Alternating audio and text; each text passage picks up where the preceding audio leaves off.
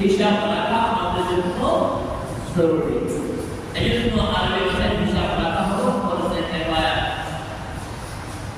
ঠিক তত সারা বিশ্বে বর্তমান আরেকটি শর্ত প্রচলিত আছে, ওই শর্তটাকে ইংরেজি শর্ত বলে।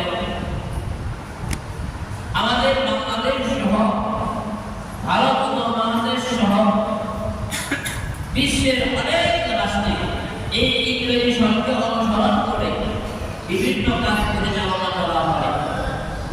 যেমন আমাদের সমাজে, আমাদের দেশে যারা চাকরি করে তারা মাসের 1 তারিখ থেকে 30 তারিখ পর্যন্ত বা 31 তারিখ পর্যন্ত মাসের হিসাব হয়। ইংরেজি মাস অনুযায়ী আমাদের বেতন ভাতা নির্ধারণ করা হয়। এজন্য আমাদের সমাজে আরবি সমাজে যেমন প্রচলন আছে, বাংলা সমাজে যেমন প্রচলন আছে, ঠিক তদ্রূপ ইংরেজি স্বরেরও প্রচলন আমাদের সমাজে আছে।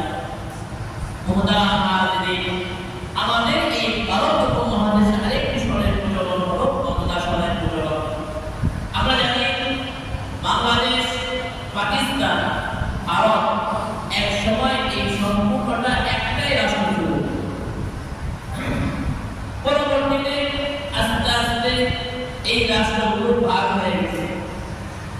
যখন এই রাষ্ট্রগুলো একসাথে ছিল, মুঘল সম্রাটের একজন বাদশা ছিল, বাদশা আকবর।